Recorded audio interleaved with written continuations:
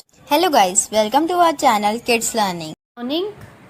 आज हम हिंदी का न्यू निबंध करेंगे नैतिक शिक्षा। Now let's start. नैतिक शिक्षा से अभिप्राय उन मूल्यों, गुणों और आस्थाओं की शिक्षा से है जिन पर मानव की निजी और समाज की सर्वश्रेष्ठ समृद्धि निर्भर करती है। यानी कि नैतिक शिक्षा क्या है?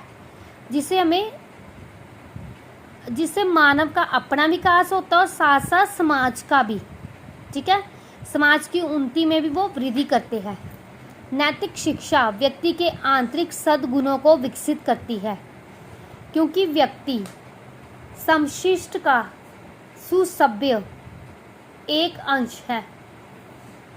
इसलिए उसके सद्गुणों के विकास का अर्थ है समग्र समाज का सुसभ्य एवं सुकृत होना। नेक्स्ट है, नैतिक शिक्षा और नैतिकता में कोई अंतर नहीं है, यानी कि दोनों सेम ही है। अर्थात नैतिक शिक्षा को ही नैतिकता माना जाता है। समाज जिससे ठीक मानता है वह नैतिक है, और जिससे गलत मानता है या जिसे ठीक नहीं मानता वह अनैतिक है। कर्तव्य की आंतरिक भावना ही नैतिकता है, जो उचित एवं अनुचित पर बल देती है। पंडित मदन मोहन मालवीय के कथानुसार नैतिकता मनुष्य की उन्नति का मूल आधार है। नैतिकता वहीन मनुष्य पशु से भी निम्न है, यानी कि जिसमें नैतिकता नहीं है वो मनुष्य पशु से भी नीचे है। नैतिकता मतलब जिसमें प्यार, दया, सहनशीलता ये गुण नहीं है। ठीक है, नैतिकता एक व्यापक गुण है। पश्चिमी विचारक नैतिकता को एक धार्मिक गुण मानते हैं। इन गुणों में आत्म संयम, त्याग, दया, परोपकार, सेवा आदि सम्मिलित है, यानी कि ये सारी भावनाएं उसमें शामिल है। नैतिक शिक्षा वस्तुतः मानवीय सद्वृत्तियों को उजागर करती है।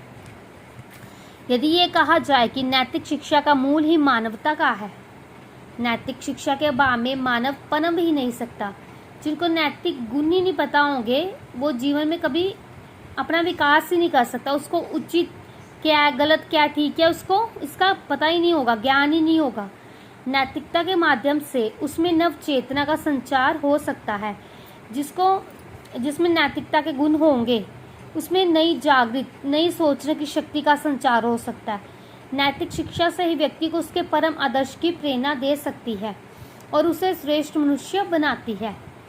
नैतिक शिक्षा छात्र छात्राओं के चरित्र निर्माण का एक माध्यम है। चरित्र ही जीवन का मूल आधार है। अंग्रेजी में ये एक कथन प्रसिद्ध है, if wealth is gone nothing is gone. अगर आपकी सेहत समृद्धि यानी कि आपका धन गया तो कुछ भी नहीं गया। If health is gone something is gone. अगर आपकी हेल्थ यानी कि आपका स्वास्थ्य गया तो कुछ तो गया।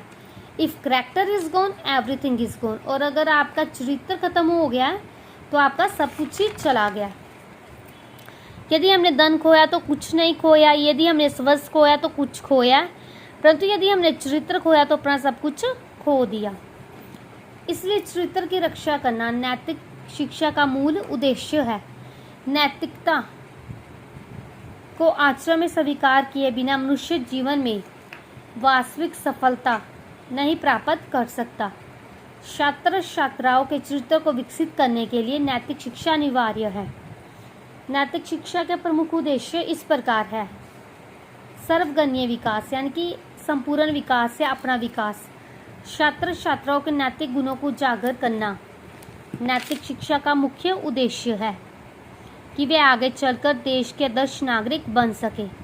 शिष्टाचार, सदाचार, अनुशासन, करुणा, परोपकार, साहस, देशभक्ति, परिश्रम, धैर्यशीलता आदि नैतिक गुण हैं।